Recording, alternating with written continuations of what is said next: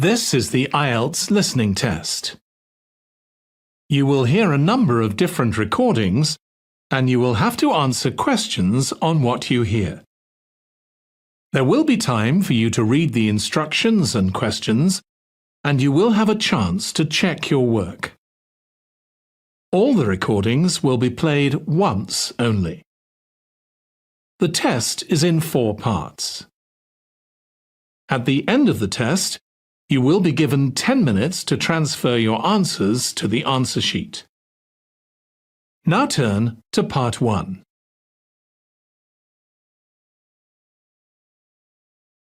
Part 1. You will hear a telephone conversation between 2 friends called Julie and Nick about cheap accommodation in the city of Darwin, Australia. First, you have some time to look at questions 1 to 6.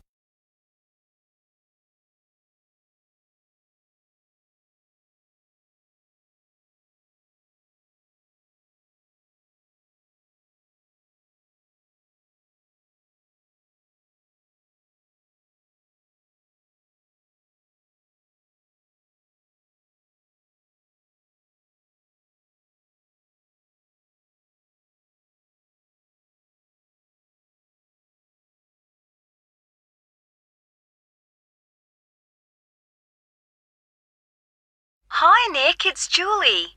Have you managed to find any information about accommodation in Darwin? Hi, I was just going to call you. I found some on the internet. There are quite a few hostels for backpackers there. The first possibility I found was a hostel called Top End Backpackers. Okay. It's pretty cheap. You can get a bed in a dormitory for $19 per person.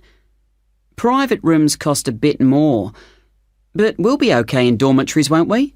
Sure. So, that hostel has parking, though that doesn't really matter to us, as we'll be using public transport. Yeah. Are there any reviews on the website from people who have been there? Well, yes.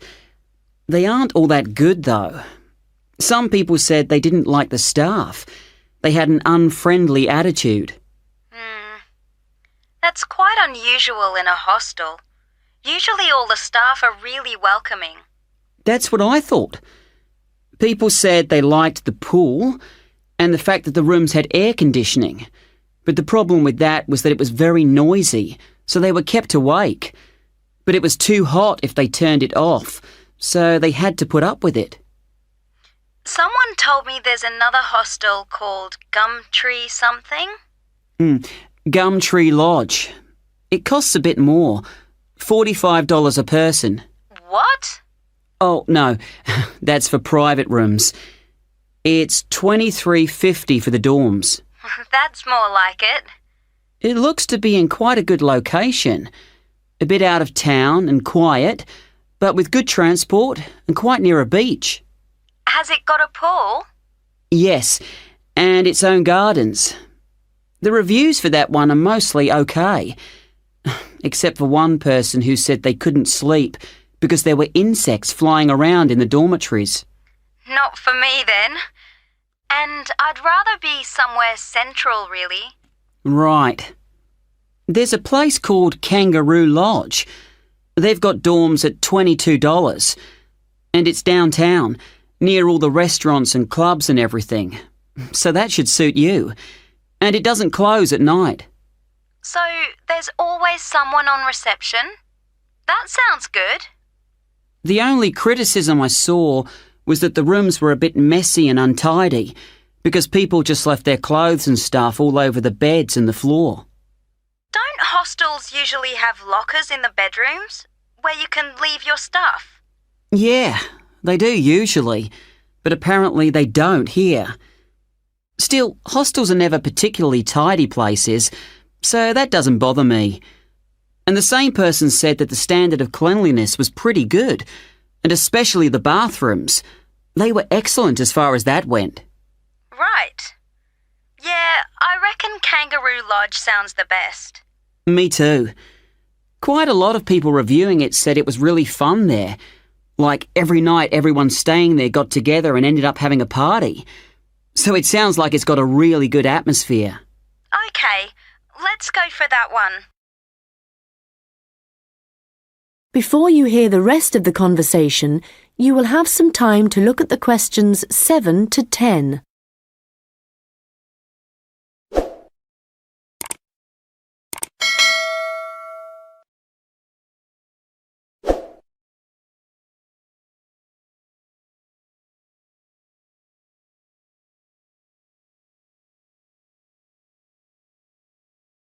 Now listen and answer questions 7 to 10. Did you get the address of Kangaroo Lodge? Yes, it's on Shadforth Lane. Can you spell that? Shadforth.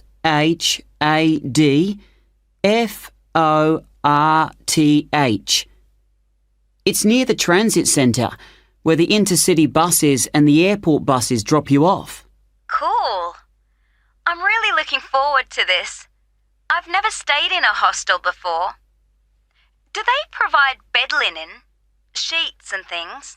Yeah. And you can usually either bring your own towel or hire one there, but they don't usually provide those for free. OK. And what happens about meals? Well, you don't have to pay extra for breakfast. It varies a lot in different places, but generally it's okay.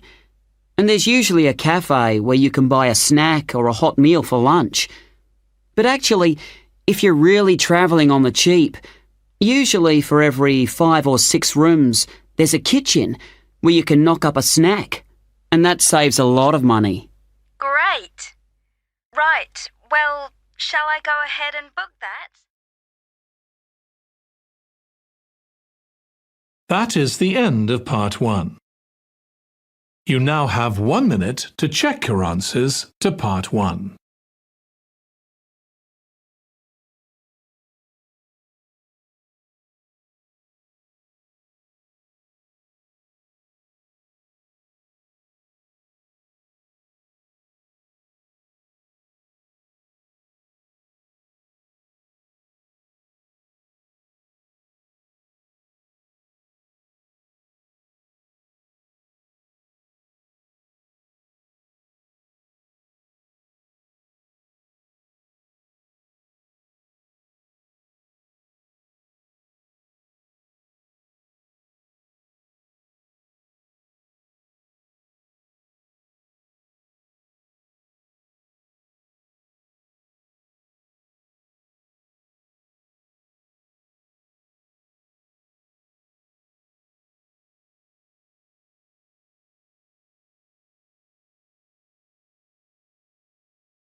Part 2.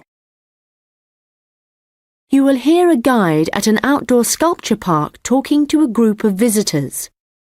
First, you have some time to look at questions 11 to 16.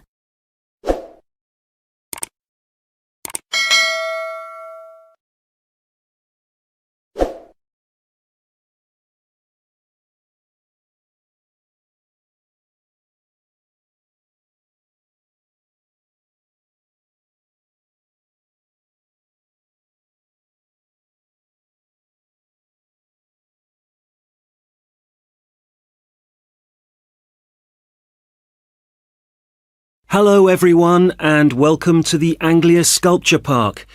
Right, well, the idea behind the sculpture park is that it's a place where works of art, such as large sculptures and carvings, can be displayed out of doors in a natural setting. As you'll have noticed when you drove here, most of the land around the park is farmland. The park itself belonged to a family called the De Quinces, who had made a lot of money from manufacturing farm machinery and who also owned substantial stretches of forest land to the north of the park. They built a house in the centre of the park, not far from where we're standing now, but this burnt down in 1980 and the De Quinces then sold the land. The Anglia Sculpture Park isn't the only one in the country. Several of the London parks sometimes display contemporary sculptures, and there are a couple of other permanent sculpture parks in England. But we're unique in that some of our sculptures were actually created for the sites they occupy here. And we also show sculptures by a wider range of artists than anywhere else in the country. For example, at present we have an exhibition by Joe Tremaine of what he calls burnt sculptures. These are wood and stone sculptures that he's carved and marked with fire to illustrate the ferocity and intensity of the forces that have shaped our planet over millions of years. They look really dramatic in this rural setting. To see some of the sculptures, you'll need to follow the path alongside the lower lake. We had to renovate this after the lake overflowed its banks a couple of months ago and flooded the area. The water level's back to normal now, and you shouldn't have any trouble. The path's very level underfoot. You should be back at the visitor centre at about 4 o'clock. If you have time, it's worth taking a look at the centre itself. It's not possible to go upstairs at present, as builders are working there adding another floor, but the rest's well worth seeing. The architect was Guy King. He was actually born in this part of England, but he recently designed a museum in Canada that won a prize for innovation in public buildings.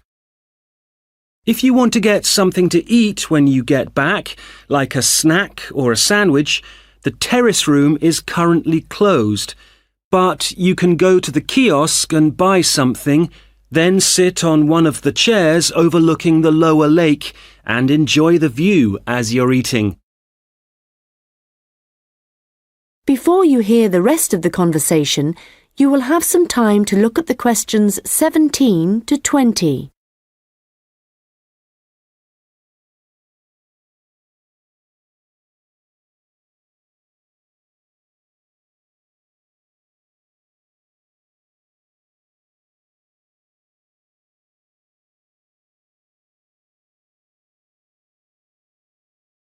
Now listen and answer questions 17 to 20. Now, let me just tell you a bit about what you can see in the sculpture park. If you look at your map, you'll see the visitor centre, where we are now, at the bottom, just by the entrance.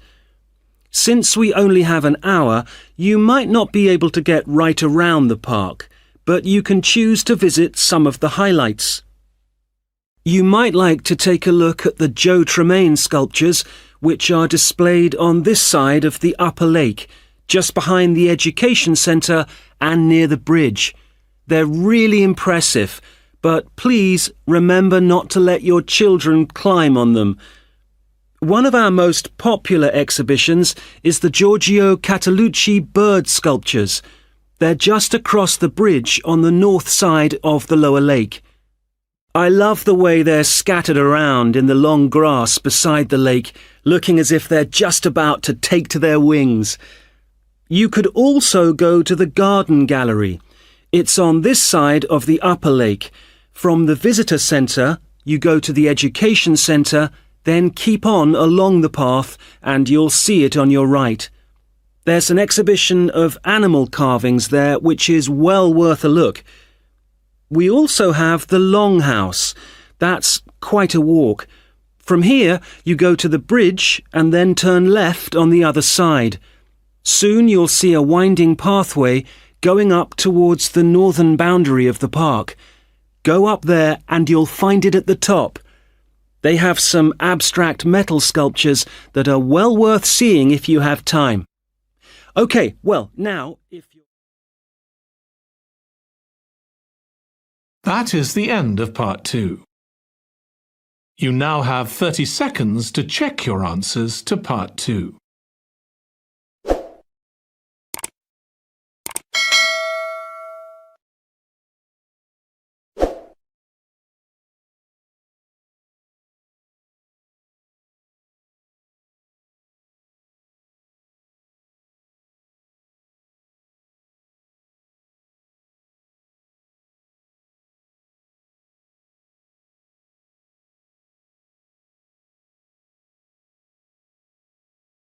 Part 3.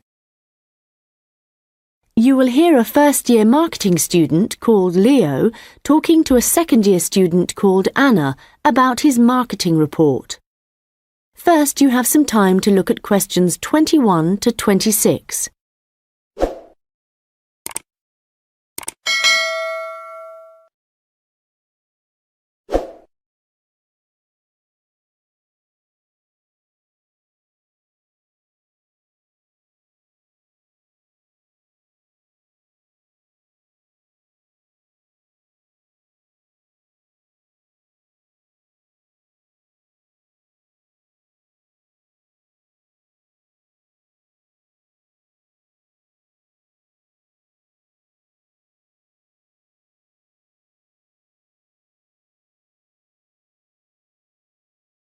Anna, I wanted to ask you about my marketing report. I'm not sure about it. That's okay, Leo. So what do you have to do? Choose a product or service, then compare two organisations that produce it. I'm doing instant coffee. But haven't you got a weekend job in a clothing store? Why didn't you choose clothing? That was my first thought, because I thought it'd give me some practical examples. But when I searched for men's clothing on the internet, there were hardly any articles. So then I looked for coffee, and I found there were tons. Yeah, there are so many brands on the market now. OK, so how much have you actually written? I've done part 1 on economic and technological factors. I found some good data on technological changes, how in Australia fewer people are buying instant coffee because of cheap coffee percolators that they can use to make real coffee at home. But there's also a movement away from drinking coffee. Switching to things like herbal teas instead because they think it's healthier. But that's not really to do with technology. It's more cultural. Anyway, for part 2, I'm comparing two instant coffee companies, Coffee Now and Schaffers, and I've made this table of products. Right. Let's see. So you've got the brand names and prices and selling size and descriptions. OK, the table looks good. You'll get marks for research there. Where will it go? In the section on the marketing mix, under product. Not in the appendix? No. OK, but it's too factual on its own. You need to add some comment in that section about the implications of the figures. Right, I'll do that. Now, I want to say that I think that Schaffers is more of a follower than a leader in the coffee industry. Now, I'm putting that in the section on market share. Does that seem okay? Let's see. So you've begun by explaining what market share is. That's important. But you've got to be careful how you give that opinion. Do you think it should go in another section? Well, it's fine where it is, but you've got to back it up with some data, or they'll say your report lacks weight. OK.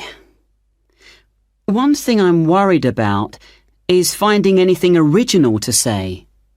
Well, since this is your first marketing report, you're not expected to go out and do interviews and things to collect your own data. You're just using published data. So the analysis you do might not throw up anything that people didn't know before. But the focus is more on how you handle the data. I mean, you might take something like a graph of sales directly from a website, but what makes your work original is the perspective you provide by your interpretation of it. Oh. You know, it's all so different from business studies assignments at school. It's really surprised me. What? How much research you have to do? I expected that. It's more, I knew exactly what I had to do to get a good grade at school. And I knew I'd be expected to go more deeply into things here. But I haven't got information on how the lecturer is going to grade my work, what he's looking for.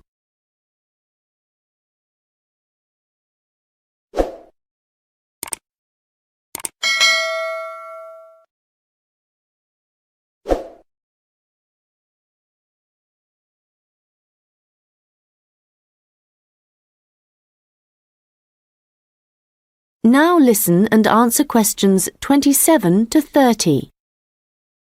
Well, one thing you have to remember is that in a marketing report, you've got to have what they call an executive summary at the beginning. I forgot that and I got marked down. Yeah, I've drafted it. I've got an overview.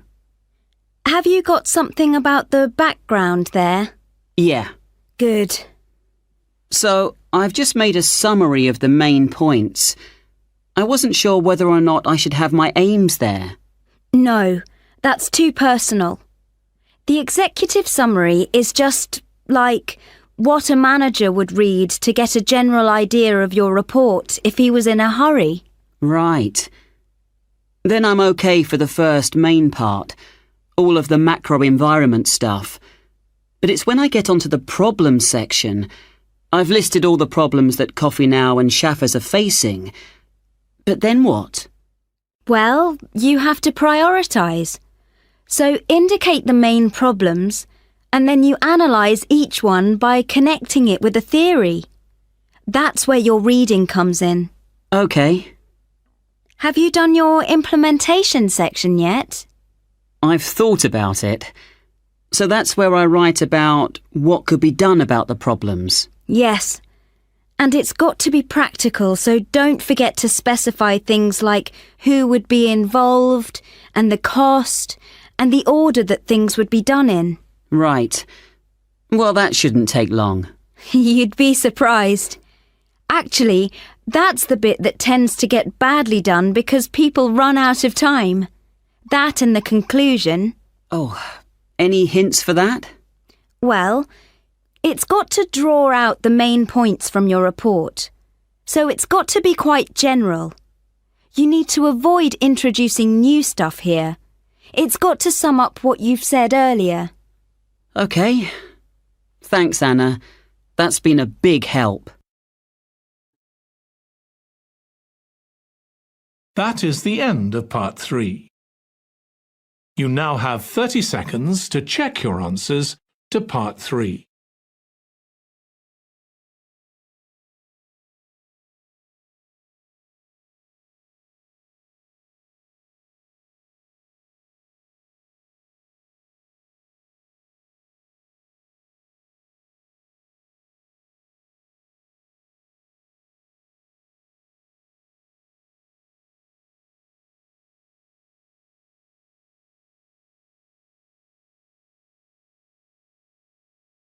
Part 4.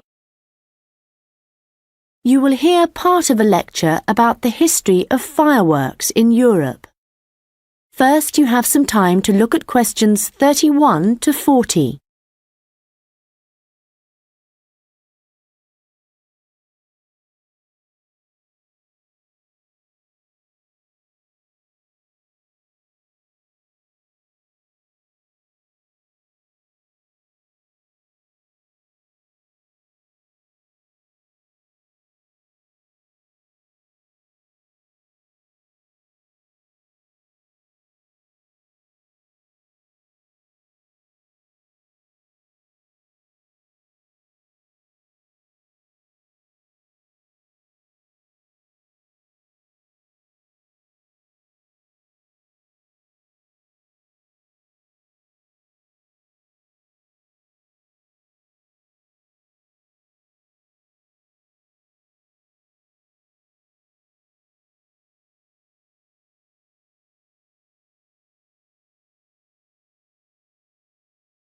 Now listen carefully and answer questions 31 to 40.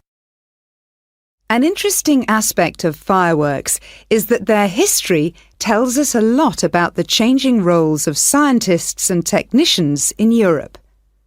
Fireworks were introduced from China in the 13th century.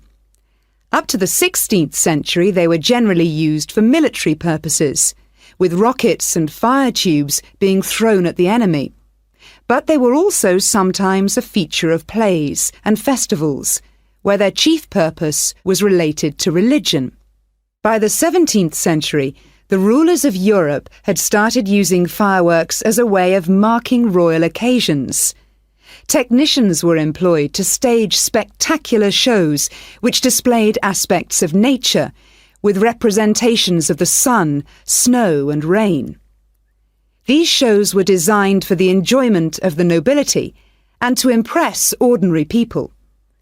But fireworks also aroused the interest of scientists, who started to think of new uses for them. After seeing one firework display where a model of a dragon was propelled along a rope by rockets, scientists thought that in a similar way humans might be able to achieve flight, a dream of many scientists at the time. Other scientists, such as the chemist Robert Boyle, noticed how in displays one firework might actually light another, and it occurred to him that fireworks might provide an effective way of demonstrating how stars were formed. Scientists at the time often depended on the royal courts for patronage, but there was considerable variation in the relationships between the courts and scientists in different countries.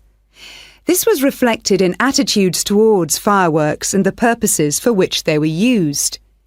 In London, in the middle of the 17th century, there was general distrust of fireworks among scientists. However, later in the century, scientists and technicians started to look at the practical purposes for which fireworks might be employed, such as using rockets to help sailors establish their position at sea. It was a different story in Russia, where the St. Petersburg Academy of Science played a key role in creating fireworks displays for the court. Here, those in power regarded fireworks as being an important element in the education of the masses, and the displays often included a scientific message. Members of the Academy hoped that this might encourage the royal family to keep the Academy open at a time when many in the government were considering closing it. In Paris, the situation was different again. The Paris Academy of Sciences played no role in staging fireworks displays. Instead, the task fell to members of the Royal Academy of Painting and Sculpture. As in Russia, the work of the technicians who created the fireworks was given little attention. Instead, the fireworks and the spectacle they created were all designed to encourage the public to believe in the supreme authority of the king. However, science was also enormously popular among the French nobility, and fashionable society flocked to demonstrations such as Nicolas Lemery's display representing an erupting volcano. The purpose of scientists was basically to offer entertainment to fashionable society, and academicians delighted in amazing audiences with demonstrations of the universal laws of nature.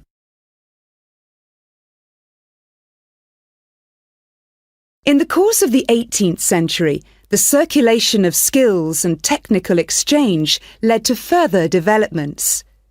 Fireworks specialists from Italy began to travel around Europe, staging displays for many of the European courts. The architect and stage designer Giovanni Servandoni composed grand displays in Paris, featuring colourfully painted temples and triumphal arches. A fireworks display staged by Servandoni would be structured in the same way as an opera, and was even divided into separate acts. Italian fireworks specialists were also invited to perform in London, St. Petersburg, and Moscow. As these specialists circulated around Europe, they sought to exploit the appeal of fireworks for a wider audience, including the growing middle classes. As in the previous century, fireworks provided resources for demonstrating scientific laws and theories, as well as new discoveries. and displays now showed a fascinated public the curious phenomenon of electricity. By the mid-18th century, fireworks were being sold for private consumption. So the history of fireworks shows us the diverse relationships which existed between scientists, technicians, and the rest of society.